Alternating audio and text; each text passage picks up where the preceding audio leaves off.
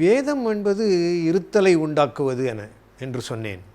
அந்த இருத்தலை உண்டாக்கும்போது நம்ம நமக்கும் அது வேறுன்னு எடுத்துக்கிட்டால், உபநிடதங்கள் உன்னுடைய வேர் சொர்க்கத்தில் இருக்கிறது என்றிருக்கான்.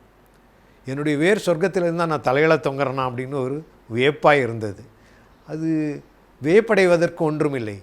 நம்மளுடைய பிளான் ஆஃப் ஹெவன், அதாவது ஜாதகம், அந்த ஜாதகம் என்னுடைய மேய்ச்சல் நிலத்தை முடிவு செய்கின்றது.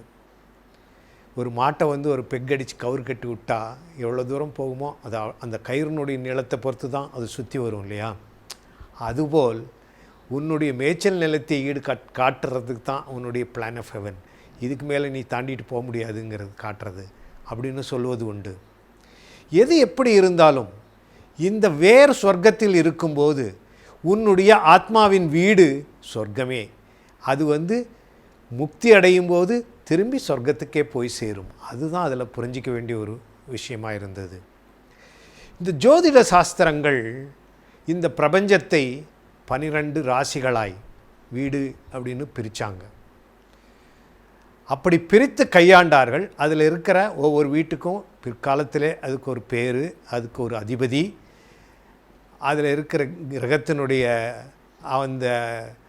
அவங்களுடைய பலங்கள், சத்பலங்கள், இப்படியெல்லாம் பேசப்பட்டு வந்தது. தமிழ் வேதம் இந்த வீடுகளை பிரிக்கும்போது அதுக்கு யாரையும் அதிபதியாகவும் போடலை, அவங்களுக்கு அதிகாரமும் கொடுக்கலை. ஒரு வீடு அப்படின்னா 30 டிகிரி. ஏன்னா ஒரு சர்க்கிள் 12 வடித்தா 360 வகுத்தானா 30 டிகிரி. தமிழ் வேதம் என்ன பண்ணுது, இந்த 30 டிகிரியில் ஒவ்வொரு டிகிரியையும், இந்த 30 டிகிரியில் ஒவ்வொரு டிகிரியையும் 60ஆக பிரித்தது. அந்த நுண்ணியமாக அந்த 60லிருந்து ஒன்று எடுத்து அதை 60ஆக பிரித்தது. இப்படி நுண்ணியமாய் போகும்போது அந்த ஒரு வீட்டிற்குள் 30 × 60 × 60 1,08,000 ஒரு நுண்ணிய பாகங்கள் உண்டு. அந்த 1,08,000 ஒலிகள் உண்டு. இந்த பிரபஞ்சமே ஒலிகளுக்குள் இருக்கிறதுன்னு சொல்கிறேன் நான், இல்லையா? ஆதிபத்தியத்தால் நிரப்பப்பட்டு இருக்கிறது என சொல்கின்றேன். அந்த ஆதிபத்தியம் எண்ணும் எழுத்தும் அதுக்கு உண்டான ஒலி, வரி வடிவம் அல்ல. அந்த எண்ணும் எழுத்தும் அதனுடைய ஒலிகள் ஒரு வீட்டுக்கு 1,08,000 ஒலிகள் இருக்குது. இந்த வீட்டை நான் என்னுடைய ஜாதகத்தின் அடிப்படையில் இந்த கிரகம் இந்த வீட்டில் இருக்கிறதுனால எனக்கு பாதிப்பு ஏற்படுதுன்னு சொல்லும்போது, கிரகாதிபதியும் அந்த வீட்டினுடைய அதிபதிக்கும் போய் அர்ச்சனை செய்து நம்ம அதை ஒரு சாந்தப்படுத்துறதுன்னு ஒரு முறையை கடைபிடித்து வருகின்றோம். தமிழ் வேதம் என்ன சொல்லுது, தியானம் பண்ணி அவங்கள கட்டுப்படுத்திடலான்னு சொல்லுது. 1,08,000 எழுத்துக்களில் எப்படி தியானம் செய்வது? 1,08,000 ஒலிகளிற்குள்ளே தியானம் பண்ணுன்னு சொல்லலை. இந்த 1,08,000 ஒலிகளும் ஓர் எழுத்தில் அடங்கும்.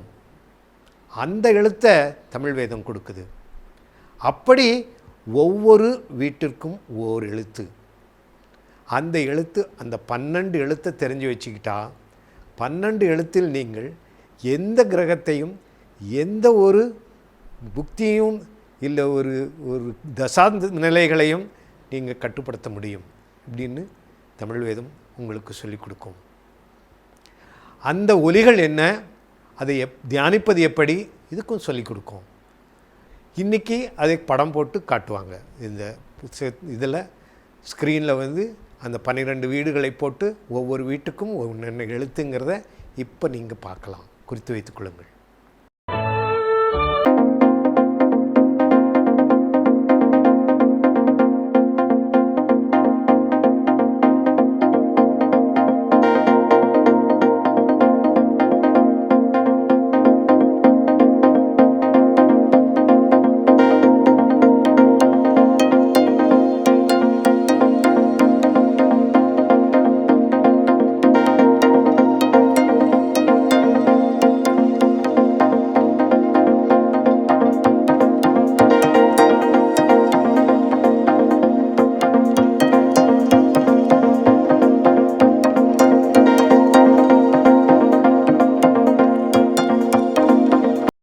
இப்படி இந்த எழுத்துக்களில் நீங்கள் தியானிக்கும்போது அந்த கிரகம் கட்டுப்பட்டுடுமா, சொன்ன பேச்சு கேட்குமா அப்படின்னா கேட்காது.